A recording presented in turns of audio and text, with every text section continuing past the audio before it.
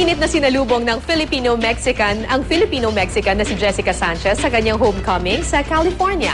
Lahat sila sabik na masilayan ng kanilang idolo na handa nilang suportahan hanggang sa American Idol Season 11 finale. May news to go si Mav Gonzalez.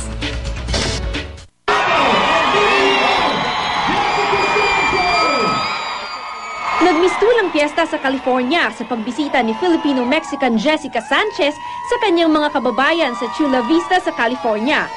Ang mga Filipino-American at Mexican-American mainit na sinalubong at binigyan ng hero's welcome si Jessica dahil sa kanyang pagkakasama sa American Idol Top 3. Ipinasara naman ng lokal na pamahalaan ng kalsada patungo sa paaralan ni Jessica na Eastlake High School. Doon, isang mini-concert ang isinagawa niya para sa kanyang fans. Sa kanyang motorcade naman patungo sa Chula Vista Football Stadium, kitang-kita ang fans na nakaabang sa mga kalsada.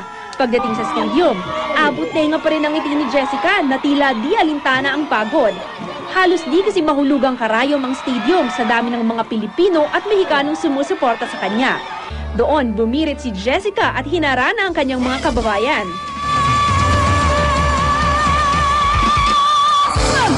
Sa homecoming ni Jessica ay idineklara ni Chula Vista Mayor Cheryl Cox ang May 12 bilang Jessica Sanchez Day. Mula sa stadium ay dumiretso naman si Jessica sa USS Midway Museum kung saan ilang fans pa ang sabik na marinig ang kanyang pagkanta, kabilang na sina County Supervisor Greg Cox at San Diego Mayor Jerry Sanders. Matagal na ang tradisyon sa American Idol na bigyan ng pagkakataon ang final 3 contenders na bumisita sa kani-kanilang hometown bago ang finale. Mav Gonzalez, GMA News.